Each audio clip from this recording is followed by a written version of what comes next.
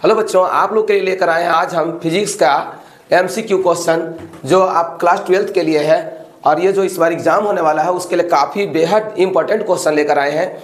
और आप इस क्वेश्चन को देखते जाइए और नोट बनाते जाइए कॉपी में, आपके लिए काफ़ी कारगर साबित होगा, बहुत ही एग्जाम में आपको हेल्पफुल होगा।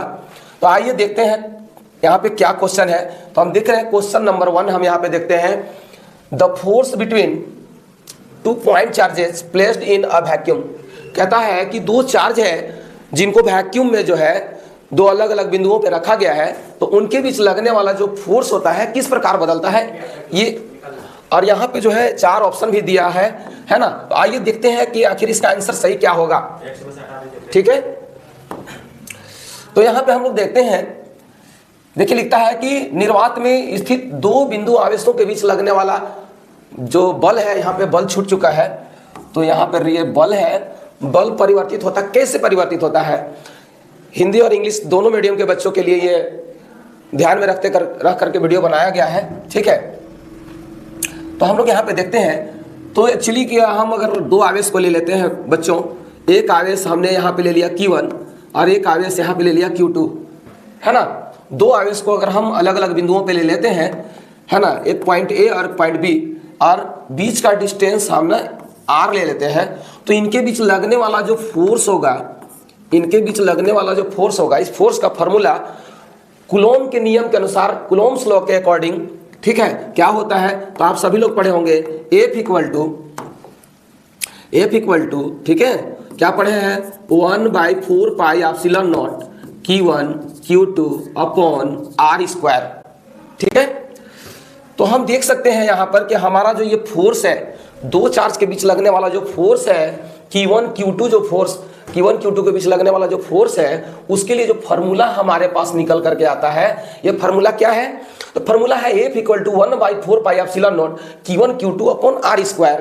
ठीक है, तो यहाँ पे जो है Q1 Q2 का मान जो है फिक्स है, और यहाँ पे 1/4 पाई एप्सिलॉन नॉट जो देख रहे हैं एक कांस्टेंट वैल्यू होता है, और इसका जो मान है 1/4 पाई एप्सिलॉन नॉट, ये भी एग्जाम में पूछा जाता है, बहुत बार पूछा जाता है। इसका जो वैल्यू है, तो इसका वैल्यू भी आप लोग याद रखिएगा, इसका जो वैल्यू होता है 9 × 10⁹, ठीक है, न्यूटन मीटर स्क्वायर पर कूलम स्क्वायर होता है। एक बात जरूर याद रखिएगा, इसका वैल्यू आपके एग्जाम में पूछ लिया जाता है, ठीक है, कि 1/4 पाई एप्सिलॉन नॉट का वैल्यू क्या होता है, तो 9 × 10⁹ न्यूटन मीटर स्क्वायर पर कूलम स्क्वायर होता है। ये जो है इसका ये यूनिट है, मात्रक है, इसको भी ध्यान में रखिएगा जरूर से। ठीक है, तो हम देख सकते हैं कि यहाँ इस फोर्स में जो है कि यहाँ पे क्या है, टर्म में 1/R² है। ठीक है, तो इसी के हिसाब से ये जो हमारा फोर्स है, देखिए इस प्रकार से बदलता है। तो हमारा जो एग्जैक्ट आंसर होगा इसका क्या होगा, 1/R² होगा। ठीक है, एक चीज और याद रखिएगा, इसमें एक क्वेश्चन को अगर अच्छे से आप समझ करके बनाते हैं तो हो सकता है कि एग्जाम में ये क्वेश्चन ना देकर के कोई दूसरा क्वेश्चन दे दे इससे रिलेटेड। तो क्या दे सकता है, 1/4 पाई एप्सिलॉन नॉट का वैल्यू पूछ सकता है आपसे, तो वैल्यू यहाँ पे लिखा हुआ है, याद रख लीजिएगा। ठीक है, और फिर क्या पूछ सकता है आपसे, ये जो एप्सिलॉन नॉट देख रहे हैं आप, एप्सिलॉन नॉट देख रहे हैं, ठीक है, तो एप्सिलॉन नॉट ना लिख करके इसका नाम दे देता है। तो इसका नाम क्या है, तो देखिए इसका नाम होता है permittivity of free space, permittivity of free space, permittivity of free space. Okay बच्चों, अगर इस हिंदी में अगर हम बात करें तो हम कह सकते हैं निर्वात की विद्युतशीलता, निर्वात की विद्युतशीलता बोलते हैं इसको, निर्वात की विद्युतशीलता। ठीक है, तो एग्जाम में अक्सर इसका वैल्यू पूछ लिया जाता है। ठीक है, तो उसको भी याद रखिएगा आप लोग, 8.854 × 10⁻⁻12 कूलॉम स्क्वायर पर न्यूटन पर मीटर स्क्वायर। ठीक है, कूलॉम स्क्वायर पर न्यूटन पर मीटर स्क्वायर होता है इसका वैल्यू, ये पूछ लिया जाता है। और कभी कभी ना इसका SI यूनिट पूछ लिया जाता है आपसे, SI यूनिट पूछ लिया जाता है आपसे। ठीक है, तो ध्यान रखिएगा, ये वैल्यू पूछेगा तो आपको यहाँ से यहाँ तक याद रखना है। और अगर SI यूनिट पूछ लिया जाता है आपसे, सिर्फ SI यूनिट पूछ जाता है, तो ये वाला जो देख रहे हैं ये इसका SI यूनिट है, क्या है, कूलॉम स्क्वायर पर न्यूटन पर मीटर स्क्वायर। ठीक है, तो यहाँ से जो इंपॉर्टेंट क्वेश्चन बनने लायक है वो क्या बनने लायक है, तो आप देख सकते हैं कि दो आवेशों के बीच लगने वाला, दो चार्ज के बीच लगने वाला जो फोर्स होता है वो किस प्रकार वैरी करता है, किस प्रकार बदलता है। तो देख सकते हैं 1/r² के रूप में ये चेंज करता है, ठीक है।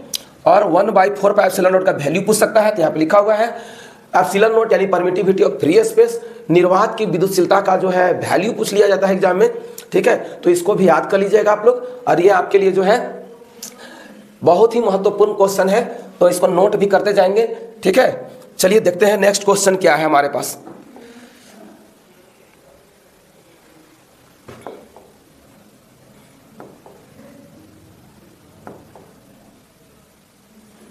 तो हमारे पास यहाँ पे नेक्स्ट क्वेश्चन जो आ रहा है, क्वेश्चन नंबर 2 जो है, सब मिक्सअप क्वेश्चन है, पूरे चैप्टर का क्वेश्चन है ना। तो इसको देखिएगा क्या क्वेश्चन कहता है यहाँ पे। यहाँ पे जो क्वेश्चन है कहता है in an AC circuit, AC circuit में कह रहा है कि with pure resistor the voltage and current, कह रहा है कि एसी सर्किट में जो है ना, प्योर रजिस्टर के लिए, ठीक है, क्या है, वोल्टेज और करंट के बीच जो फेज डिफरेंस होता है वो कितना होता है।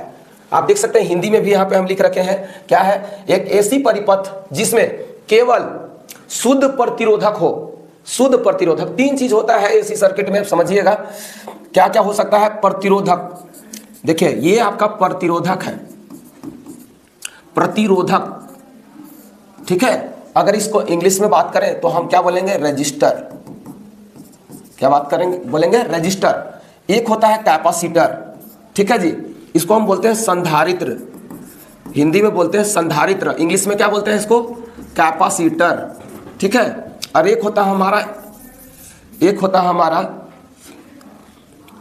प्रेरकत्व, इसको बोलते हैं इंडक्टर, ठीक है। तो आप देख सकते हैं कभी आपका आएगा क्या, रजिस्टर, कैपेसिटर, इंडक्टर। तो इंडक्टर आपका ये होता है कॉइल के फॉर्म में, ये आपका कैपेसिटर है, ये आपका क्या है, प्रतिरोधक है। इस बात को याद रखिएगा। तो यहाँ पे बोला जा रहा है केवल प्रतिरोधक हो, उसमें वोल्टेज और धारा आपस में क्या संबंध होता है, ठीक है। तो आपको हम आज प्रतिरोधक के लिए भी बता रहे हैं, संधारित्र के लिए भी बता रहे हैं, और प्रेरकत्व यानी कि इंडक्टर के लिए भी बता रहे हैं, समझ गए। तो इसमें से अगर क्वेश्चन ऐसा ना पूछ करके आपसे संधारित्र के लिए पूछ दे, है ना, प्रेरकत्व के लिए पूछ दे, कुछ भी पूछ सकता है। तो इससे रिलेटेड कोई भी क्वेश्चन आएगा तो इस वीडियो को अगर आप देखते हैं तो सारा क्वेश्चन आपका सॉल्व हो जाएगा एमसीक्यू का, तो ध्यान से देखिएगा। तो सबसे पहले हम बात कर लेते हैं आपको, ठीक है, किसके लिए बात कर लेते हैं, प्रतिरोधक के लिए बात कर लेते हैं। आइए देखते हैं प्रतिरोधक,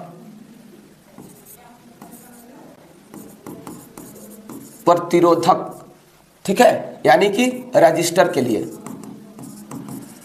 किसके लिए जी, रजिस्टर के लिए। अगर हम देखते हैं ना, तो आपको बता दें कि अगर रजिस्टर होगा, क्या होगा, चलिए, अगर रजिस्टर होगा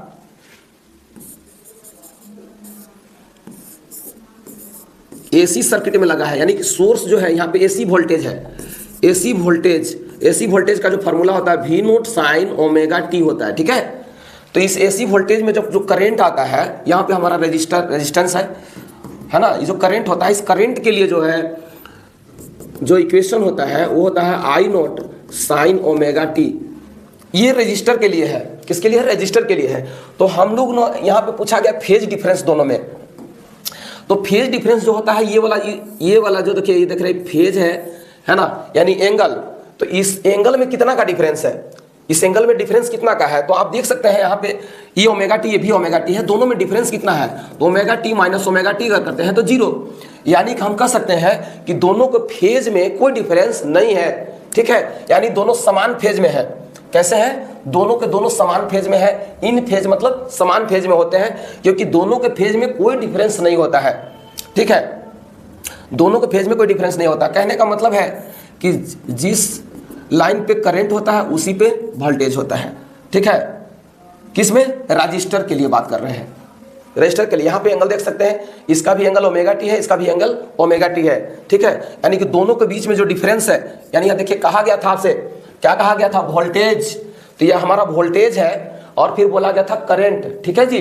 तो ये हमारा करंट है। तो वोल्टेज और करंट के बीच में, वोल्टेज और करंट के बीच में जो डिफरेंस होना चाहिए, फेज डिफरेंस, हम यहाँ पे देख रहे हैं कि रजिस्टर के लिए जो इक्वेशन होता है वो क्या होता है, V = V note sine omega T, और I का होता है I naught sine omega T.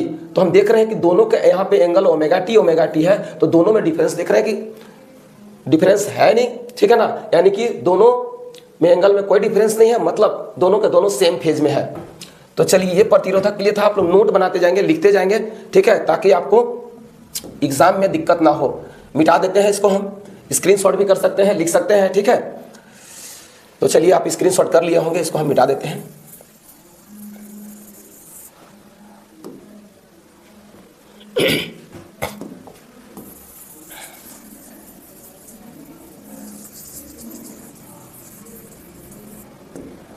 अब आइए एक और बता देते हैं हम आपको, एग्जाम में और पूछ सकता है आपसे, है ना, किसके लिए, तो हम बात कर लें इंडक्टर के लिए। अगर इंडक्टर के लिए अगर बात कर लेते हैं, यहाँ पर हम लोग AC वोल्टेज लगा लेते हैं बच्चों, ठीक है, तो हमारा मिलेगा V note sine omega T.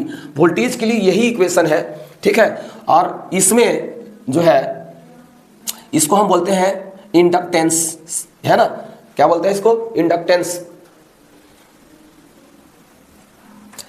तो यहाँ पे देखिएगा I के लिए अगर यहाँ पे लिखते हैं, इंडक्टर के लिए हम अगर लिखते हैं, तो हमारा मिलता है I naught sine omega T minus π/2। यानी कि वोल्ट इंडक्टर में अगर बात करेंगे, प्रेरकत्व में अगर बात करिएगा, ठीक है, यहाँ पे हम अगर इंडक्टर के लिए बात करते हैं, है ना, ये हमारा इंडक्टर है।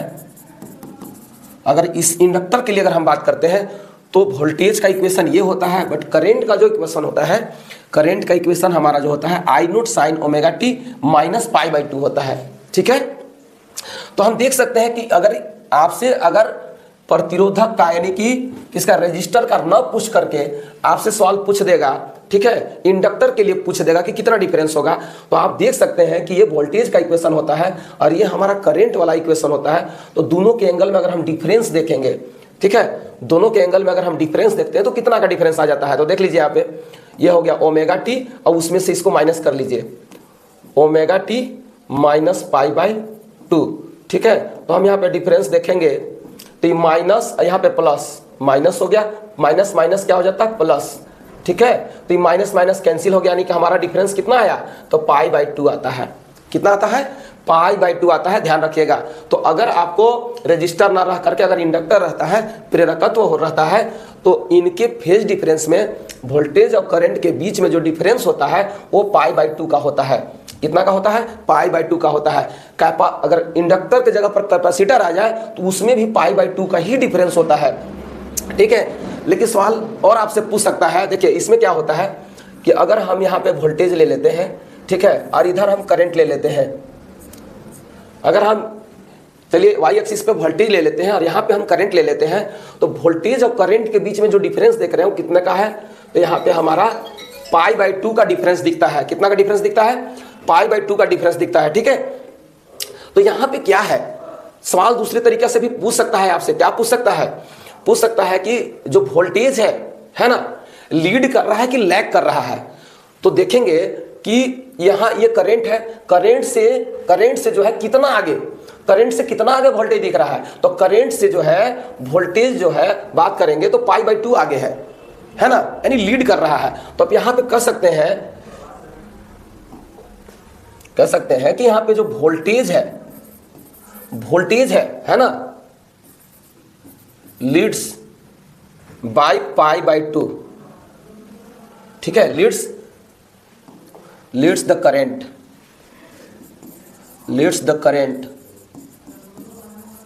बाय π/2, ठीक है। यानी कि आपसे पूछ सकता है कि इंडक्टर के अंदर जो वोल्टेज होता है वो लीड करता है कि लैग करता है। तो आप देख सकते हैं कि करंट से कितना आगे वोल्टेज है, तो करंट से देख सकते हैं π/2 आगे वोल्टेज है, ठीक है। यहाँ पे अगर मान लीजिए कि I है तो इससे कितना आगे जाना पड़ रहा है, तो π/2 हमको एंगल आगे जाना पड़ रहा है ना। तो हम कह सकते हैं कि वोल्टेज जो है, ठीक है ना, लीड द करंट बाय π/2, ठीक है। अगर ये तो वोल्टेज लीड कर रहा है, अगर करंट के लिए पूछ लेता कि करंट जो है वोल्टेज से लीड कर रहा है कि लैग कर रहा है, तो हम यहाँ पे कह सकते हैं यहाँ पे वोल्टेज है और यहाँ पे करंट है। अगर वोल्टेज से करंट का तुलना करें तो वोल्टेज से π/2 ये क्या है, पीछे है ना। तो हम यहाँ पे लिख सकते हैं कि current lags behind the voltage by π/2। Okay, तो ध्यान रखिएगा कि अगर वोल्टेज का आपको दिया तो यहाँ पे वोल्टेज जो है लीड कर रहा है, ठीक है, क्योंकि ये आगे है, करंट से π/2 आगे है। कितना से लीड कर रहा है, तो π/2 से, ठीक है। और यहाँ पे हम देखेंगे करंट वोल्टेज से क्या कर रहा है, तो वोल्टेज से जो है लैग कर रहा है, मतलब पीछे जा रहा है। कितना पीछे जा रहा है, तो π/2 पीछे जा रहा है, ठीक है। तो इस बात को भी याद रखिएगा, क्योंकि अक्सर एग्जाम में इस तरह के भी सवाल पूछ लिया जाता है, ठीक है। तो ये था इंडक्टर के लिए।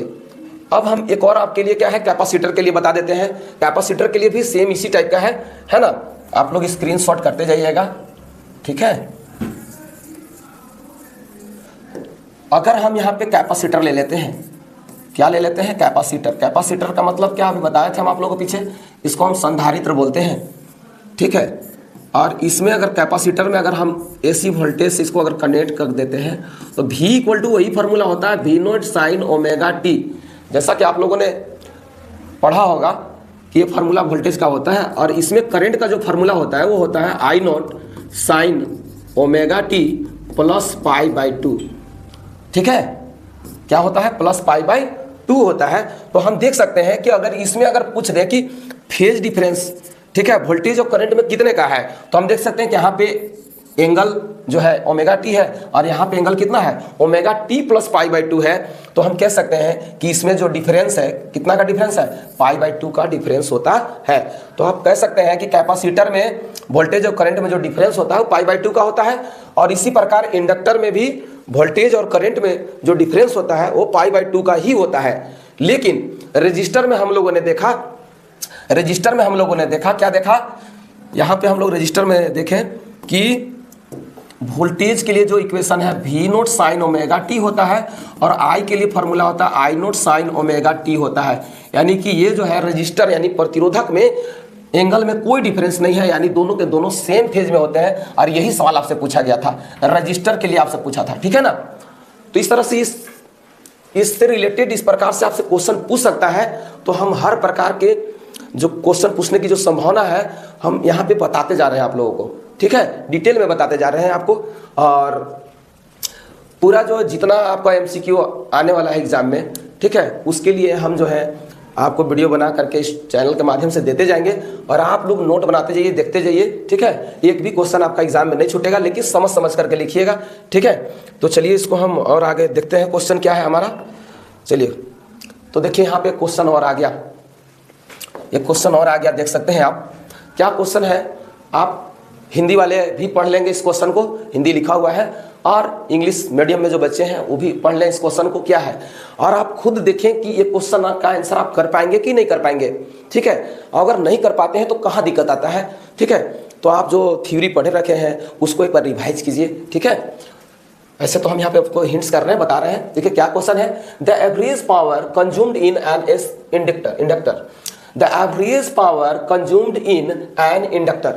कह रहा है कि किसी इंडक्टर में, ठीक है, जो एवरेज पावर कंज्यूम किया जाता है वो कितना होता है, ठीक है। अगर हिंदी में बात करें तो एक आदर्श प्रेरक, ठीक है, में उपभोग की गई शक्ति कितनी होती है, ठीक है। मैक्सिमम होती है, 0 होती है, इनफाइनाइट की मिनिमम होती है। ये क्वेश्चन आपके पास दिया हुआ है, ठीक है।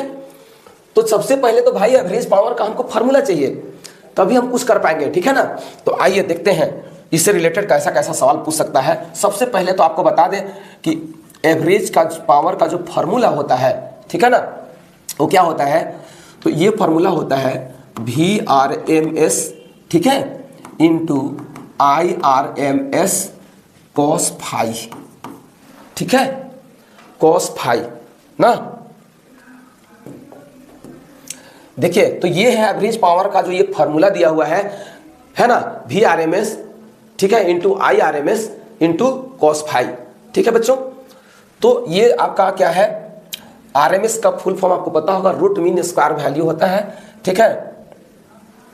तो इसमें जो है हमको देखना क्या है, इंडक्टर के लिए दिखना है, ठीक है। इस cos फाई को एग्जाम में पूछ देगा क्या कहते हैं। इस cos फाई को हम लोग पावर फैक्टर के नाम से जानते हैं। किसके नाम से जानते हैं? पावर फैक्टर के नाम से जानते हैं बच्चों, ध्यान रखिएगा इस बात को।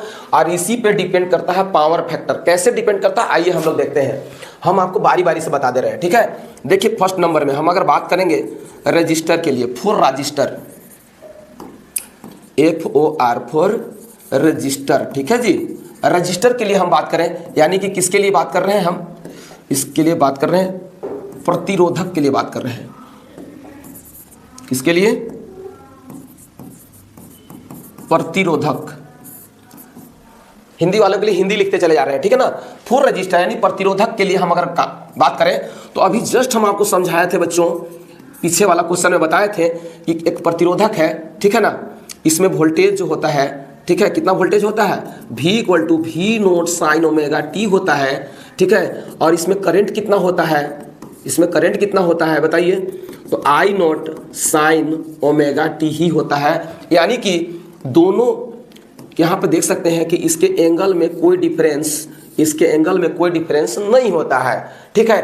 तो ये जो फाई जो देख रहे हैं, यहाँ पे जो फाई देख रहे हैं, ठीक है, ये हमारा है फेज डिफरेंस। ये क्या है? ये है फेज डिफरेंस। ओके बच्चों, है ना। फेज डिफरेंस है, इसको हम लोग कलांतर बोलते हैं हिंदी में। क्या बोलते हैं? कलांतर बोलते हैं हिंदी में, ठीक है जी। फेज डिफरेंस, तो हम यहाँ पे देखेंगे कि फेज डिफरेंस कितना आ रहा है। तो ओमेगा टी में कोई डिफरेंस नहीं है, यानी यहाँ पे जो फाई की वैल्यू है वो आप देख सकते हैं कि 0 डिग्री का आता है।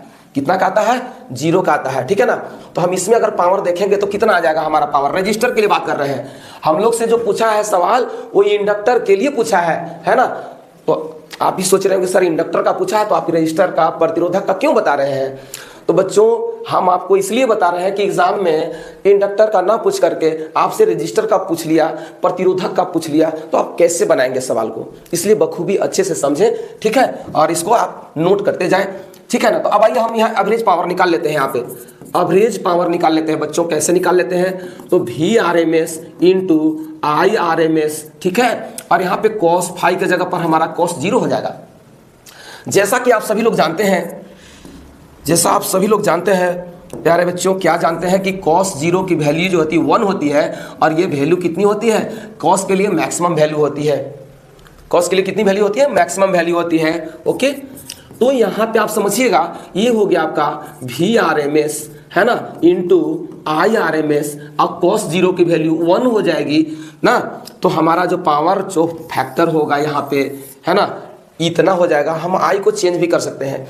आप ओम्स लॉ में पढ़े होंगे I = V/R, यानी V/R पढ़े होंगे। तो उसी प्रकार से हम यहाँ पे क्या कर सकते हैं, ठीक है, IRMS = V के जगह पे हम लोग लिख देंगे VRMS बच्चों, ठीक है। भी कहीं कहीं बुक में ई भी लिखा हुआ रहता है, घर, तो यहाँ पे घबराने की जरूरत नहीं है, ठीक है। और आर वाला तो यहाँ पे आर ही रखेंगे क्योंकि आर दिया हुआ है, ठीक है। तो और आगे चलते हैं, तो यहाँ पे हम देखेंगे प्यारे बच्चों कि यहाँ पे हमारा जो फार्मूला था उसमें था VRMS IRMS। अब इस IRMS के जगह पे हम इसको पुट कर सकते हैं, ठीक है, कर सकते हैं कि नहीं कर सकते हैं। तो यहाँ पे जब पुट कीजिएगा वैल्यू को, तो क्या वैल्यू आ जाएगा आपका निकल करके? VRMS और ये वाला IRMS का फिर VRMS, यानी आपका हो जाएगा VRMS का होल स्क्वायर। क्या हो जाएगा बच्चों? VRMS का हो जाएगा होल स्क्वायर, ठीक है। और अपॉन में क्या हो जाएगा? R। तो ये एवरेज पावर निकल गया, लेकिन किसके लिए निकला? प्रतिरोधक के लिए निकला, ठीक है। और ये किसके लिए निकला? तो ये प्रतिरोधक को स्वाभाविक सी बात है रजिस्टर कहते हैं, इतना तो आप जानते ही होंगे, ठीक है ना। तो एवरेज पावर जो है रजिस्टर के लिए जरूर ध्यान रखिएगा कि ये इतना कभी कभी दे दे, चाहे इतना दे दे। एक फार्मूला और आपसे पूछा जा सकता है एग्जाम में, क्या पूछा जा सकता है तो याद रखिएगा, ठीक है। आपसे पूछ देगा यहाँ पे, क्या पूछ सकता है, देखिए VRMS = फार्मूला क्या होता है? तो ये होता है भाई, ये होता है भाई, क्या होता है? तो आप देखिएगा कि इसका फार्मूला होता है V0/√2, V0/√2, ठीक है। ये भी आपको डायरेक्ट क्वेश्चन देखने को मिल सकता है एग्जाम में, ठीक है। IRMS का फार्मूला क्या हो सकता है? तो I0/√2, ठीक है। तो इसको भी याद कर लीजिएगा बाबू ना, इसको भी याद कर लीजिएगा आप लोग, ठीक है। चलिए तो आप इसको स्क्रीनशॉट कर लीजिए, ठीक है, क्योंकि अब हम इसको मिटाएंगे तो और इसके आगे वाला हमको एक्सप्लेन करना होगा, ठीक है ना। तो आपको इसको स्क्रीनशॉट कर लीजिए जल्दी से। चलिए तो स्क्रीनशॉट कर लिए होंगे आप लोग, हम इसको मिटा सकते हैं, तो इसको डिलीट कर दिए। और अब समझिए आपका जो सवाल पूछा है बच्चा, वो पूछा है इंडक्टर के लिए। किसके लिए पूछा है? तो आइए सीधे सीधे हम लोग चलते हैं, इंडक्टर के लिए निकालते हैं एवरेज पावर, ठीक है। तो जैसा कि हम आपको इंडक्टर के लिए बताए थे, इस तरह से देख सकते हैं आप, ठीक है ना। आपको इंडक्टर के लिए बताया गया था यहाँ पे, ठीक है। तो इंडक्टर के लिए क्या बताए थे हम आपको कि वोल्टेज का इक्वेशन क्या था? V naught sine omega t था कि नहीं था, बताइए। और इसमें जो करंट हम बता रहे थे कि करंट का इक्वेशन क्या हो जाता है, तो I इक्वल टू बच्चों I naught sine omega T minus pi by 2 हो जाता है, ठीक है। तो अब यहां से हम लोग ना फेज डिफरेंस निकाल लेंगे। क्या निकाल लेंगे? देखिए वोल्टेज वाला एंगल और करंट वाला एंगल देख करके हम लोग ना फेज डिफरेंस निकाल लेंगे ना। क्या निकाल लेंगे? Phase difference. फेज डिफरेंस क्या होता है बताइए? फाई। तो यहां से जब दोनों का डिफरेंस करोगे बच्चों, तो यहां पे आपको पाई बाई 2 देखने को मिलेगा। ओमेगा टी और omega T minus pi by 2 का अगर फेज डिफरेंस निकालते हैं तो आपको ना पाई बाई 2 देखने को मिलेगा, ठीक है। तो अब हमको इस पाई बाई 2 को क्या करेंगे? पाई बाई 2 को पता ही क्या करेंगे? तो इस वाला फार्मूला में पुट कर देंगे इसको। हम इस वाला फार्मूला में क्या करेंगे? पुट कर देंगे बच्चों। तो आइए जब फार्मूला में पुट कर दीजिएगा तो क्या हो जाएगा समझिए। पी एवरेज हो गया, क्या हो गया बताइए? वी आर एम एस हो गया। इसके बाद क्या हो गया बताइए? तो यहाँ पे देख सकते हैं ये आपका आई आर एम एस हो गया, ठीक है। और कॉस तो लिखना ही है, और कॉस लिख दिए। अब फाई की वैल्यू कितनी है? तो पाई बाई 2 है। कैसे पाई बाई 2 आया? तो वोल्टेज और करंट के बीच, एंगल के बीच जो डिफरेंस है यहाँ पे देख सकते हैं फेज डिफरेंस, वो पाई बाई 2 है। तो हमने यहाँ पाई बाई 2 ले लिया। पाई बाई 2 का मतलब आपको पता है बच्चों कि इसका मतलब 90 डिग्री होता है ना। तो cos 90 की वैल्यू आप तो सभी लोगों को पता है कि cos 90 डिग्री की वैल्यू कितनी होती है? तो 0 होती है। जैसे ही 0 से मल्टीप्लाई करेंगे इसमें, ठीक है, V R M S I R M S ना से 0 से मल्टीप्लाई करेंगे तो टोटल एवरेज पावर कितना हो जाएगा? तो 0 हो जाएगा। कितना हो जाएगा? 0 हो जाएगा। 0 हो जाएगा, ध्यान रखिएगा। तो इंडक्टर में जो एवरेज पावर होता है वो 0 होता है, ठीक है। उसी तरीके जस्ट आप पीछे वाले क्वेश्चन में देखे थे कि इंडक्टर हो या कैपेसिटर हो, दोनों में फाई की वैल्यू क्या होती है? पाई बाई 2 होती है। दोनों में क्या होती है? फाई की वैल्यू पाई बाई 2 होती है। यानी जब जब पाई बाई 2 होगा फाई का वैल्यू, एवरेज पावर क्या हो जाएगा? 0 हो जाएगा। याद रखिएगा इंडक्टर में भी 0 होता है, कैपेसिटर में भी 0 होता है। अगर एवरेज पावर 0 नहीं होता है कहीं, वो होता है रजिस्टर में 0 नहीं होता है, प्रतिरोधक में 0 नहीं होता है। इस बात का ध्यान रखिएगा, ठीक है। तो हमारा यहाँ जो क्वेश्चन था किसके लिए था? प्रेरक के लिए था। एवरेज पावर जो कंज्यूम्ड होता है किसके लिए था? इंडक्टर के लिए। इंडक्टर हो या कैपेसिटर हो, एवरेज पावर उसमें 0 होता है। क्या होता है? 0 होता है। कैसे 0 होता है ये भी हम आपको पूरी तरीके से एक्सप्लेन कर चुके हैं बच्चों। इसको आप अच्छे तरीके से समझते हुए नोट बना लीजिएगा, ठीक है। तो इसको जल्दी से स्क्रीनशॉट कर लें आप लोग। चलिए तो आते हैं नेक्स्ट क्वेश्चन की तरफ, ठीक है। नेक्स्ट क्वेश्चन आप पढ़ लीजिए खुद से, क्या लिखा हुआ है देख सकते हैं यहाँ पे। Which of the following is not a property of electromagnetic wave. मैं बता दूं आपके एग्जाम में जो है इलेक्ट्रोमैग्नेटिक वेव से एमसीक्यू क्वेश्चन ही बनते हैं, ठीक है। इसलिए बच्चों आप लोग जो है क्वेश्चन को जो है इससे रिलेटेड जो क्वेश्चन है, ठीक है, एमसीक्यू ही आने वाला है। कभी कभी 2 नंबर का क्वेश्चन भी दे देता है एग्जाम में, है ना। तो आप अगर इसका प्रॉपर्टी अगर अच्छे से याद कर लेते हैं तो आपका इससे इलेक्ट्रोमैग्नेटिक वेव से कोई भी क्वेश्चन छूटने वाला नहीं है एग्जाम में, ठीक है। तो आज हम प्रयास करेंगे कि इस क्वेश्चन में आपको इतना चीज बता दें ताकि इससे रिलेटेड जो भी क्वेश्चन हो आपका एग्जाम में ना छूटे, ठीक है। तो ध्यान से देखिएगा, ठीक है ना। निम्न में से कौन सा विद्युत चुंबकीय तरंग का गुण नहीं है? ठीक है। तो सबसे पहले आप पढ़े होंगे विद्युत चुंबकीय तरंग जो होता है, ठीक है, ये क्या होता है? इलेक्ट्रिक फील्ड और मैग्नेटिक फील्ड एक दूसरे के परपेंडिकुलर चलता है ना। और इलेक्ट्रिक फील्ड मैग्नेटिक फील्ड मिल करके जो है क्या बनाता है? विद्युत चुंबकीय तरंग बनाता है। लेकिन उससे भी पहले हम आपको और सारी बात बता दें, ठीक है, कि विद्युत चुंबकीय जो तरंग होते हैं, इलेक्ट्रोमैग्नेटिक वेव जो होते हैं, वो कैसे प्रोड्यूस होते हैं, कैसे उत्पन्न होते हैं, ठीक है। यहां से भी आपको क्वेश्चन देखने के लिए मिलेगा, जरूर ध्यान दीजिएगा इस बात का, ठीक है। मैं आपको बात कर दूं, देखिए चार्ज हिंदी वाले बच्चे नाराज ना हो, आपके लिए बता दे रहे हैं, इसको बोलते हैं आवेश, ठीक है। और इससे बात अगर हम आपको बता दें, ठीक है ना, इससे अगर बात बता दें, अगर यही चार्ज अगर रेस्ट में हो, रेस्ट सभी बच्चे समझते हैं, अगर यही चार्ज क्या में हो, रेस्ट में हो, ठीक है ना, ठीक है।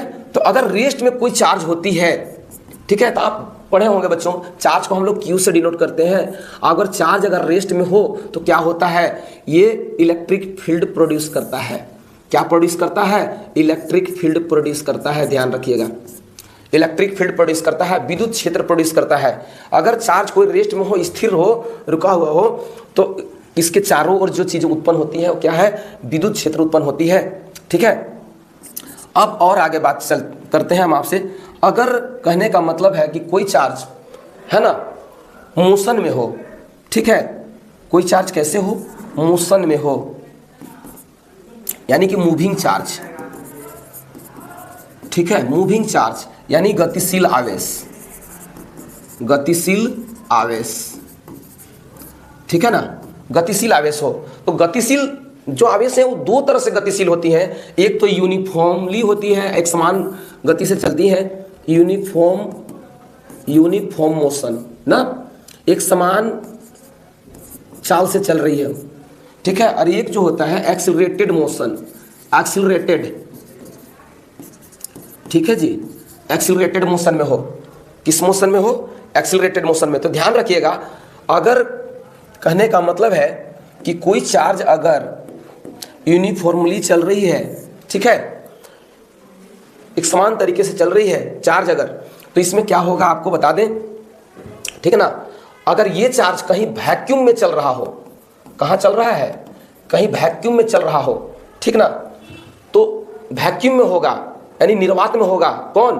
अगर कोई चार्ज चल रहा होगा, गतिशील होगा, गति कर रहा होगा, है ना।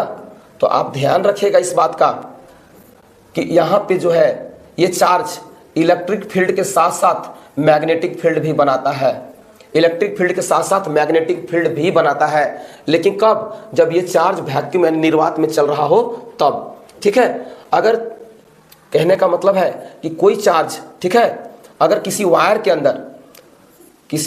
अंदर अगर चल रहा हो, मूव कर रहा हो, तो इस वायर के चारों तरफ कैसा फील्ड बनेगा? तो याद रखिएगा, ओनली मैग्नेटिक फील्ड बनेगा। कैसा फील्ड बनेगा? ओनली मैग्नेटिक फील्ड ना। किसी कॉपर वायर के अंदर अगर कोई इलेक्ट्रॉन चल रहा हो, इलेक्ट्रॉन मतलब क्या, चार्ज चल रहा हो, तो उसके चारों तरफ क्या उत्पन्न होता है? केवल विद्युत क्षेत्र उत्पन्न होता है, मैग्नेटिक फील्ड। लेकिन कोई चार्ज अगर वैक्यूम में चल रहा हो, निर्वात में चल रहा हो, है ना, तो इलेक्ट्रिक फील्ड के साथ साथ क्या प्रोड्यूस करेगा? मैग्नेटिक फील्ड भी प्रोड्यूस करेगा। ध्यान रखिएगा इस बात का। और एक चीज और समझिए, हाँ, अगर चार्ज का अगर जो वेलोसिटी है बदल रहा हो, यानी एक्सीलरेटेड हो चार्ज, ऐसा चार्ज हो, एक्सीलरेटेड चार्ज हो, ध्यान रखिएगा, है ना, एक्सीलरेटेड हो यानी त्वरित आवेश हो, तो त्वरित आवेश क्या प्रोड्यूस करता है? तो आपको बता दें, इलेक्ट्रिक फील्ड, साथ में मैग्नेटिक फील्ड, और इसके साथ साथ एनर्जी, साथ साथ क्या चीज? एनर्जी। और ये तीनों मिलता है तो बनता है इलेक्ट्रोमैग्नेटिक वेव। तो यहाँ पर देख लीजिए, इलेक्ट्रोमैग्नेटिक वेव से रिलेटेड बातें हैं, है ना, इलेक्ट्रोमैग्नेटिक वेव से रिलेटेड बातें हैं। तो आप ध्यान रखिएगा बच्चों कि जो त्वरित आवेश होता है, इलेक्ट्रिक एक्सीलरेटेड जो चार्ज होता है ना, एक्सीलरेटेड मोशन में जो चार्ज होता है, वो क्या क्या प्रोड्यूस करता है? इलेक्ट्रिक फील्ड, मैग्नेटिक फील्ड और साथ में एनर्जी। और तीनों जब मिल जाता है, कंबाइन हो जाता है, तो ये बनाता है इलेक्ट्रोमैग्नेटिक वेव। क्या बनाता है? Electromagnetic wave. तो आपसे एग्जाम में पूछा जा सकता है कि जो विद्युत चुंबकीय तरंगें होती हैं, इनकी स्रोत क्या होती है, सोर्स क्या होती है? तो आप बताएंगे एक लाइन में कि एक्सीलरेटेड चार्ज। कैसा चार्ज? एक्सीलरेटेड चार्ज से जो है विद्युत चुंबकीय तरंगें बनती या उत्पन्न होती है, ठीक है। तो आप इसको भी अच्छे से नोट कर लीजिएगा, ठीक है ना।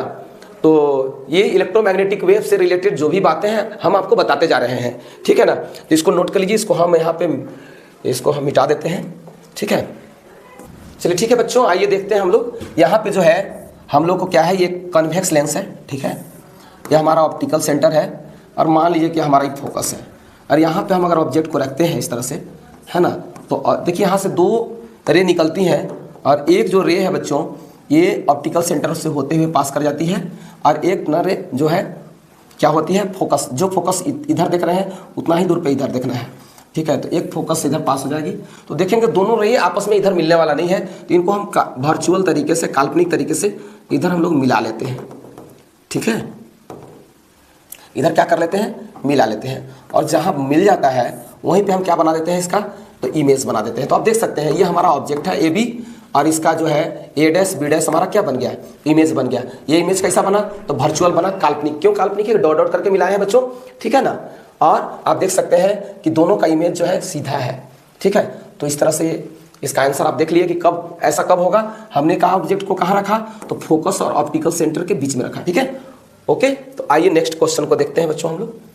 देखिए न बहुत शानदार क्वेश्चन है, ठीक है ना। क्या है question, in Young's double slit experiment. Young's double slit experiment में जब आएंगे बच्चों, तो यंग्स डबल स्लिट एक्सपेरिमेंट में आप लोगों ने क्या देखा, यंग्स डबल स्लिट एक्सपेरिमेंट में आप देखिएगा, है ना, कि यंग्स डबल स्लिट एक्सपेरिमेंट के फ्रिंज विड्थ का जो क्या होता है, फॉर्मूला होता है, आप सभी लोग को पता है। यंग्स डबल स्लिट एक्सपेरिमेंट का पहले तो आप डायग्राम याद कर लें, ठीक है ना। यहाँ से हम लोग लाइट सोर्स लेते हैं, ठीक है ना, और यहाँ पे हम लोग क्या कर लेते हैं, यहाँ पे एक सिंगल स्लिट ले लेते हैं, और एक और यहाँ पे लेते हैं, और एक यहाँ पे स्क्रीन ले लेते हैं बच्चों। क्या ले लेते हैं, स्क्रीन ले लेते हैं, ठीक है ना। तो ध्यान रखेंगे यहाँ से लाइट पास करती है, और इसमें जो है देखिएगा यहाँ पे एक हॉल होता है, ठीक है। और इसी से रिलेटेड जो है हम लोग क्या करते हैं कि यहाँ पे एक स्लिट लेते हैं, कि एक स्लिट यहाँ लेते हैं, है ना। तो ये स्लिट हमारा हो गया S1 और ये हो गया S2, ठीक है। और ये जो है हमारा जो है, ये है हमारा स्लिट है, यहीं पे इसी लाइन पे है, तो इसको हम स्लिट्स बोल सकते हैं। और ये हमारा स्क्रीन है बच्चों। स्क्रीन और इसके बीच के डिस्टेंस को हम कैपिटल D से डिनोट करते हैं, ठीक है ना।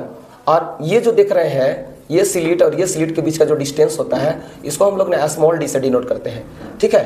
तो इसमें जाके कि यहाँ पे फ्रिंज बनने लगता है, इस पे डार्क ब्राइट का फ्रिंज बनता है। उन फ्रिंज का जो फॉर्मूला होता है बच्चों, आप सभी को याद होगा, लेमडा डी अपॉन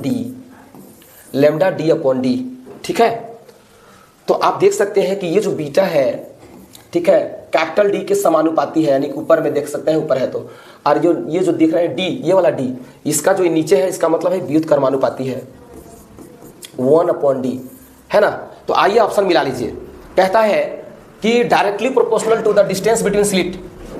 देखिए ये है D, जो स्मॉल d देख रहे हैं, ये जो स्मॉल d देख रहे हैं बच्चों, ये डिस्टेंस बिटवीन स्लिट है, डिस्टेंस बिटवीन स्लिट्स।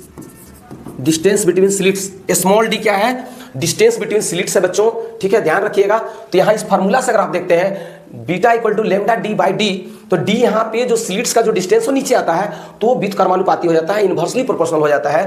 क्या हो जाता है, इन्वर्सली प्रोपोर्शनल हो जाता है। तो ये बिल्कुल से इनकरेक्ट आंसर है, ठीक है, ये नहीं हो सकता है। फिर कहता है inversely proportional to the wavelength. अगर वेवलेंथ की बात करेंगे बच्चों, तो वेवलेंथ भी ऊपर है, तो जो ऊपर होता है वो डायरेक्टली प्रोपोर्शनल में आता है। जो ऊपर होता है वो क्या में आता है, वो हमारा डायरेक्टली प्रोपोर्शनल में आता है। तो यहाँ पे बोल रहा है इन्वर्सली, इसलिए इन्वर्सली नहीं हो सकता है, इसलिए ये भी आंसर क्या है, गलत है, ठीक है। फिर आ गया directly proportional to the screen distance, directly proportional to the screen distance. तो हम आपने आपको बताया, देखिए ये स्लिट्स है, ये हमारा स्क्रीन है, तो ये दोनों के बीच का जो डिस्टेंस है वो क्या है, कैपिटल D है। तो हम कह सकते हैं, यहाँ पे देख सकते हैं कि ये जो है डायरेक्टली प्रोपोर्शनल में है। ये जो कैपिटल D देख रहे हैं, यही स्क्रीन डिस्टेंस है। कैपिटल D जो देख रहे हैं, ये स्क्रीन डिस्टेंस है, यानी कि ये समानुपाती में है ना। तो हम कह सकते हैं कि ये जो है हमारा राइट आंसर है, कौन, directly proportional to the screen distance, ठीक है। ये क्या कहता है, inversely proportional to the slit width. ये जो स्लिट है, यहाँ पे जो छिद्र है, इनके विड्थ के बारे में बोल रहा है। तो इस फॉर्मूला में विड्थ से रिलेटेड कुछ भी नहीं है, इसलिए ये भी ऑप्शन हमारा गलत हो सकता है। तो ये बात याद रखिएगा, और ये फार्मूला को भी याद रखिएगा। इस फार्मूला पे आधारित एक सवाल पूछ लिया जाता है एग्जाम में, इसलिए फार्मूला को नहीं भूलिएगा। अक्सर बच्चे कहाँ भूल जाते हैं, कैपिटल D स्मॉल d में। तो ध्यान रखना है, जो कैपिटल D हमारा है वो स्क्रीन डिस्टेंस है, ठीक है, यानी कह सकते हैं स्लिट और स्क्रीन के बीच का जो डिस्टेंस है ना। और स्लिट यानी छिद्र जो होता है, उनके बीच का जो डिस्टेंस होता है स्मॉल d बोलते हैं। लेमडा जो होता है वेवलेंथ होता है, ठीक है। तो बीटा क्या है, बीटा जो है फ्रिंज विड्थ, यानी फ्रिंज की चौड़ाई है बच्चों। याद रखेंगे इस फार्मूला को, beta equal to lambda d by D. Okay, तो आइए बेहतरीन तरीके से समझ रहे होंगे आप लोग, ठीक है ना। तो क्या करना है आप लोग को, वीडियो को लाइक और सब्सक्राइब भी करना है, और साथ ही साथ अपने दोस्तों को ये वीडियो को शेयर भी कर देना है बच्चों, ठीक है ना, ताकि उन लोग को भी इसका बेनिफिट मिल सके, ठीक है। इस बार जो एग्ज़ाम होने वाला है 2026 में, ठीक है, आप लोग का एग्जाम बहुत बेहतर जाए, इसलिए इस तरह का हम आप लोगों के लिए क्वेश्चन लेकर आ रहे हैं और वीडियो बना रहे हैं, ठीक है ना। और ये सीरीज जो है लगातार मिलेगा। बीच में हम ना न्यूमेरिकल भी लेकर के आएंगे, आपको लॉन्ग क्वेश्चन में भी परेशानी हो रही है वो भी लेकर आएंगे। तो आप लगातार मेरा वीडियो देखते रहिए, ठीक है। आपका एग्जाम में अच्छा नंबर आने वाला है, इसलिए चलिए आते हैं नेक्स्ट क्वेश्चन लेकर के, ठीक है ना। पोलराइजेशन क्या है? Polarisation proves that light is a, polarisation जो होता है बच्चों, ठीक है ना, जनरली जो लाइट होता है, ठीक है, वो अनपोलराइज होता है, सभी डायरेक्शन में, सभी दिशाओं में वाइब्रेट करते हैं लाइट, ठीक है ना, कंपन करते हैं इस तरह से सभी दिशाओं में, ठीक है। तो लाइट जो होता है अगर किसी पोलराइजर से पास करता है तो सिंगल वे में ऊपर नीचे वाइब्रेट करता है, ऊपर नीचे वाइब्रेट करता है, ठीक है, इस तरह से इसे ऊपर नीचे वाइब्रेट करते हुए चलता है। तो इससे हमको पता चलता है कि लाइट जो है वो क्या है, ट्रांसवर्स नेचर की है। कैसा नेचर का है? ट्रांसवर्स यानी अनुप्रस्थ, ठीक है। तो ये प्रूव करता है, पोलराइजेशन क्या प्रूव करता है कि लाइट जो है, प्रकाश जो है कैसा है, ट्रांसवर्स वेव यानी अनुप्रस्थ तरंग होती है, ठीक है। Next question, photo electric effect proves the, आप लोग फोटो इलेक्ट्रिक इफेक्ट, प्रकाश विद्युत प्रभाव पढ़े होंगे। उसमें क्या होता है कि प्रकाश को हमको पार्टिकल नेचर मान के चलता है। प्रकाश का दो नेचर है, वेव नेचर और पार्टिकल नेचर। तो जब हम लाइट पढ़ते हैं, जहाँ लॉ ऑफ रिफ्लेक्शन पढ़ते हैं, है ना, रिफ्लेक्शन, रिफ्रैक्शन, है ना, और क्या पढ़ते हैं, तो हम पढ़ते हैं इंटरफेरेंस, है ना। तो तमाम जगहों पे हम लाइट को एक वेव लेकर के चलते हैं, लेकिन जब हम फोटो इलेक्ट्रिक इफेक्ट पढ़ने लगते हैं तो लाइट को हम क्या मान लेते हैं, पार्टिकल मान लेते हैं, ठीक है। तो वही बात पूछा था, फोटो इलेक्ट्रिक इफेक्ट प्रूफ, यानी एग्जाम में पूछ जाएगा आपसे कि फोटो इलेक्ट्रिक इफेक्ट को कौन एक्सप्लेन कर सकता है ना, किस नेचर से इफेक्ट कर सकते हैं, एक्सप्लेन कर सकते हैं, तो पार्टिकल नेचर। कैसा नेचर? Particle nature. याद रखिएगा आप, जैसे कि पढ़े भी होंगे इसमें, है ना, क्या पढ़े होंगे कि देखिएगा यहाँ पे पढ़े होंगे आप लोग कि अगर कोई मेटल सरफेस है जी, ठीक है ना, तो इस पे जो लाइट आती है तो कहा जाता है कि जो लाइट होती है, ये जो लाइट होती है, आती है जो लाइट, इनमें छोटे छोटे पार्टिकल होते हैं। छोटे छोटे क्या होते हैं? पार्टिकल होते हैं। और इन पार्टिकल को हम क्या कहते हैं? फोटोन कहते हैं, ठीक है। तो ये फोटोन क्या होती है? तो ये फोटोन होती है पैकेट ऑफ एनर्जी। इनके अंदर क्या होता है? एनर्जी भरा होता है। और जब इस मेटल सरफेस पे गिरती है, इंसिडेंट होती है, तो ये क्या करती है? अपना एनर्जी देकर के इलेक्ट्रॉन को बाहर निकाल देती है। तो जितना एनर्जी इस इलेक्ट्रॉन बाहर निकलती है, इस एनर्जी को हम क्या बोलते हैं? वर्क फंक्शन बोलते हैं, आपको पता होगा, ठीक है। क्या बोलते हैं? वर्क फंक्शन बोलते हैं, ठीक है ना। तो हम यहाँ पे लाइट को क्या मान लेते हैं? Particle nature. तब जाकर के हमारा फोटो इलेक्ट्रिक जो इफेक्ट जो है एक्सप्लेन हो पाता है, ठीक है ना। चलिए दैट्स ऑल। तो आपका आंसर बिल्कुल सही क्या है? ऑप्शन बी सही है। नेक्स्ट क्वेश्चन की ओर आते हैं। क्या क्वेश्चन है यहाँ पे देख लीजिए, स्टॉपिंग पोटेंशियल। कौन potential? Stopping potential in photo electric effect, ठीक है। Photo electric effect depends on, तो आप पढ़े होंगे, देखिए क्या होता है, यहाँ पे पढ़े होंगे बच्चों आप लोग, ठीक ना। क्या पढ़े हैं? तो स्टॉपिंग पोटेंशियल पढ़े होंगे। इसमें हम लोग को ट्यूब लेते हैं, क्या लेते हैं? ट्यूब लेते हैं, है ना। और यहाँ पे एक ना क्या लगा लिया जाता है? ग्लास लगा लिया जाता है। और यहाँ पे एक कैथोड ट्यूब, एक कैथोड प्लेट होता है और यहाँ पे एनोड प्लेट होता है, ठीक है जी। तो दोनों में हम क्या करते हैं कि इनको हम लोग क्या करते हैं? बैटरी से कनेक्ट कर लेते हैं, इस तरह से, समझ गए। और इनको दिया जाता है निगेटिव पोटेंशियल और इनको दिया जाता है पॉजिटिव पोटेंशियल, ठीक है ना। इनको पॉजिटिव पोटेंशियल से कनेक्ट कर लेते हैं और इनको निगेटिव पोटेंशियल से, ठीक है। तो यहाँ से जो इस पर लाइट आता है तो यहाँ से इलेक्ट्रॉन को इमिट करता है। इलेक्ट्रॉन को क्या करता है? इमिट करता है, निकालता है, ठीक है ना। तो ये इलेक्ट्रॉन जो होती हैं अपने स्पीड से इधर आती है, कहाँ? एनोड की तरफ। तो इलेक्ट्रॉन तो निगेटिवली चार्ज पार्टिकल होता है और ये भी निगेटिव चार्ज है। तो कहने का मतलब इसका निगेटिव वोल्टेज इतना बढ़ाया जाता है ताकि इससे मैक्सिमम काइनेटिक एनर्जी से चलने वाला जो इलेक्ट्रॉन होता है वो ये स्टॉप कर सके। और जब ये स्टॉप कर देता है तो हम इस पोटेंशियल को, जिस पोटेंशियल पे ये स्टॉप करता है, उस पोटेंशियल को ही स्टॉपिंग पोटेंशियल कहते हैं। और ये जो डिपेंड करता है ना, क्या पे डिपेंड करता है? तो कहने का मतलब है कि फ्रीक्वेंसी ऑफ इंसिडेंट लाइट पे। ये जो लाइट आ रहा है, इसके फ्रीक्वेंसी अगर बढ़ाते हैं आप तो इलेक्ट्रॉन की काइनेटिक एनर्जी बढ़ जाती है। क्योंकि आपको पता है कि एनर्जी जो ई होता है, ई = h न्यू। न्यू का मतलब क्या है बच्चों? तो फ्रीक्वेंसी बढ़ाने से एनर्जी बढ़ जाता है। अगर हम ज़्यादा फ्रीक्वेंसी वाला लाइट देते हैं तो इस इलेक्ट्रॉन का एनर्जी बढ़ जाएगा, इनका काइनेटिक एनर्जी बढ़ जाएगा। इनको स्टॉप करने के लिए और निगेटिव पोटेंशियल देना पड़ेगा, समझ रहे हैं। तो याद रखिएगा कि स्टॉपिंग पोटेंशियल जो डिपेंड करता है वो किस पर डिपेंड करता है? फ्रीक्वेंसी ऑफ इंसिडेंट लाइट, आपतित प्रकाश के आवृत्ति पर निर्भर करता है। क्यों? क्योंकि आवृत्ति अगर बढ़ाते हैं तो इलेक्ट्रॉन की जो एनर्जी होती है वो बढ़ जाती है, ठीक है ना। एनर्जी बढ़ जाती है तो हमको स्टॉपिंग पोटेंशियल का निगेटिव पोटेंशियल को और बढ़ाना पड़ता है, ठीक है। तो आप समझ रहे होंगे। और चलिए नेक्स्ट क्वेश्चन की ओर चलते हैं हम लोग। क्वेश्चन नंबर 12 क्या है? यहाँ पे लिखता है हाइड्रोजन एटम, ठीक है। Electron revolves around nucleus. एक हाइड्रोजन एटम है, आपको पता है कि एटम के अंदर प्रोटॉन, और एटम के न्यूक्लियस के अंदर, इसके अंदर ये अगर न्यूक्लियस है तो न्यूक्लियस के अंदर क्या होता है बच्चों? जानते हैं आप लोग, न्यूक्लियस के अंदर जो होता है प्रोटॉन और न्यूट्रॉन होता है। ये प्रोटॉन और न्यूट्रॉन जो होते हैं आपस में कैसे बंधे होते हैं, बाइंडिंग एनर्जी यानी स्ट्रॉन्ग न्यूक्लियर फोर्स से बंधे होते हैं। और यहाँ पे जो है इस ऑर्बिट में जो है क्या है, इलेक्ट्रॉन मूव करते रहता है। तो इलेक्ट्रॉन निगेटिवली चार्ज है और प्रोटॉन जो है पॉजिटिवली चार्ज होता है। आपको पता है न्यूट्रॉन तो न्यूट्रल ही होता है। तो चार्ज जब दो चार्ज के बीच जब फोर्स लगता है ना, प्रोटॉन और इलेक्ट्रॉन चार्ज के चलते जब फोर्स लगता है दो पार्टिकल के बीच में, तो हम उनको बोलते हैं क्या चीज, क्या बोलते हैं उनको हम, यहाँ पे बोलते हैं हम लोग इलेक्ट्रोस्टैटिक फोर्स। ठीक है, तो देखिए यहाँ पे ऑप्शन दिया है ग्रेविटेशनल फोर्स, ये नहीं है आंसर। ठीक है ना, न्यूक्लियर फोर्स। ठीक है, न्यूक्लियर फोर्स कहाँ लगता है, तो न्यूक्लियर फोर्स लगता है न्यूक्लियस के अंदर, यानी इलेक्ट्रॉन न्यूक्लियस के अंदर नहीं होता है। ठीक है, यहाँ पे क्या होता है, प्रोटॉन के बीच न्यूक्लियर फोर्स लगता है, प्रोटॉन न्यूट्रॉन के बीच लगता है, न्यूट्रॉन के बीच लगता है। ठीक है, तो ये भी आंसर आपका नहीं हो सकता है। आपका बिल्कुल सही आंसर कौन होगा, ठीक है ना, ये मूव कर रहा है किस फोर्स की वजह से, इलेक्ट्रोस्टैटिक फोर्स। इलेक्ट्रोस्टैटिक फोर्स क्या होता है बाबू, तो the force between two charges. ठीक है, तो यहाँ पे दो चार्ज क्या है, एक तो इलेक्ट्रॉन पे जो चार्ज है, एक प्रोटॉन पे चार्ज है। ठीक है, तो आपका सही आंसर ये हो गया। ठीक है, मैग्नेटिक फोर्स भी गलत आंसर है। आइए नेक्स्ट क्वेश्चन की ओर चलते हैं। 13 नेक्स्ट कहता है कि the mass defect in nucleus leads to, है ना, यानी नाभिक में द्रव्यमान दोष, यानी द्रव्यमान क्षति बोलते हैं इसको हिंदी में, द्रव्यमान दोष लिखा हुआ है, द्रव्यमान क्षति किसको जन्म देता है। तो आपको बता दे बाबू कि जब किसी न्यूक्लियस के अंदर देखिए प्रोटॉन और न्यूट्रॉन ये आपस में ये जुड़े हुए रहते हैं, बंधे हुए रहते हैं, तो ये जिस एनर्जी से बंधे हुए रहते हैं उनको हम लोग बाइंडिंग एनर्जी के नाम से जानते हैं। ठीक है, तो जब न्यूक्लियस बनता है, ठीक है ना, तो न्यूक्लियस बनने समय जो है, ठीक है ना, कुछ यहाँ पे जो है मास का डिफेक्ट हो जाता है, यानी मास की क्षति, द्रव्यमान की क्षति हो जाती है ना। कैसे पता चलता है, तो इस प्रोटॉन का जो और न्यूट्रॉन का मास आप अलग अलग अगर इसको मेजर करते हैं और न्यूक्लियस का अगर मास को देखते हैं तो कुछ न कुछ कमी आ जाता है ना। न्यूक्लियस बनने के बाद कुछ न कुछ कमी आ जाता है, समझ गए।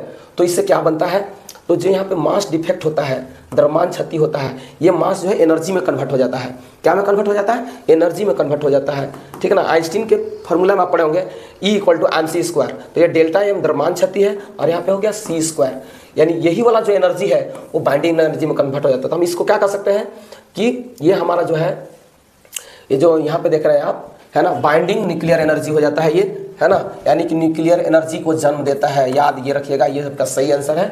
ठीक है, तो आगे चलते हैं जी। क्वेश्चन नंबर नेक्स्ट क्या कर रहा है, Zener diode is used for, Zener diode का उपयोग कैसे करते हैं। तो जेनर डायोड का यूज जो हम लोग करते हैं, है ना, वो वोल्टेज रेगुलेशन के रूप में करते हैं। इसको याद रखिएगा, बहुत इंपॉर्टेंट क्वेश्चन है। लास्ट क्वेश्चन है आज के लिए।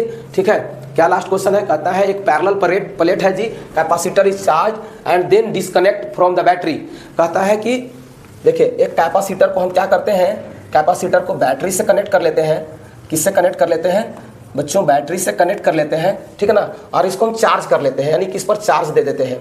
ठीक है ना, कनेक्ट करके क्या करते हैं, इसको हम चार्ज दे देते हैं। फिर कहता है कि if the plate are pulled away ना, यहाँ पे कहता है कि डिस्कनेक्ट, और फिर कहता है कि डिस्कनेक्ट कर दीजिए, यानी कि कैपेसिटर को अलग कर दीजिए। तो कैपेसिटर क्या है, एक स्टोरिंग डिवाइस होता है, चार्ज स्टोरिंग डिवाइस। ये चार्ज को स्टोर कर लेता है, बैटरी को डिस्कनेक्ट करने से चार्ज में कोई बदलाव नहीं होता है। ठीक है, फिर कहता है कि if the plate are pulled, plate को ना दूर हटाया जाता है, समझ गए, दूर हटाया जाता है तो पोटेंशियल डिफरेंस क्या हो जाएगा। तो सबसे पहले आप समझिए बच्चों कि जो कैपेसिटर का जो कैपेसिटेंस होता है, कैपेसिटर का क्या होता है, कैपेसिटेंस होता है, उसका फार्मूला होता है एप्सिलॉन नॉट A/d। ये d क्या होता है, ये दोनों प्लेट के बीच का डिस्टेंस होता है। ये जो d होता है ये दोनों प्लेट के बीच का डिस्टेंस होता है। ये क्या होता है, प्लेट का एरिया होता है। ठीक है, तो आप देख सकते हैं कि ये d का वैल्यू अगर बढ़ाया जाए, दोनों प्लेट को अगर दूर ले जाएंगे, आप ऐसे दूर ले जाएंगे तो d का वैल्यू बढ़ेगा। जब d का वैल्यू बढ़ेगा तो c का वैल्यू बच्चों घटने लगेगा। ठीक है, तो एक फार्मूला और पढ़े होंगे आप, यहाँ पे हमसे पोटेंशियल डिफरेंस पूछ रहा है, तो इसमें आप पढ़े होंगे C=Q/V। तो अगर V का फार्मूला अगर यहाँ लगाते हैं, क्रॉस मल्टीप्लाई करते हैं, तो यहाँ पे आ जाएगा Q और यहाँ जाएगा C। तो आप देख सकते हैं कि प्लेट के दूरी बढ़ाने से हमारा C क्या हो रहा है, कम हो रहा है। C क्या हो रहा है, कम हो रहा है। और ये जब C कम होगा, C का वैल्यू क्या होगा, घटेगा, तो V का वैल्यू क्या हो जाएगा बच्चों, बढ़ने लगेगा। V का वैल्यू क्या हो जाएगा, बढ़ने लगेगा। तो यहाँ बिल्कुल राइट आंसर आपका हो जाएगा क्या चीज, इंक्रीजेस। ठीक है, तो आज के लिए इतना ही क्वेश्चन था, और इसी प्रकार से आप इस चैनल पे बने रहिए और आपको इसी तरह से इंपॉर्टेंट क्वेश्चन, है ना, बेहतर क्वेश्चन आपको मिलता रहेगा। ठीक है, दैट्स ऑल।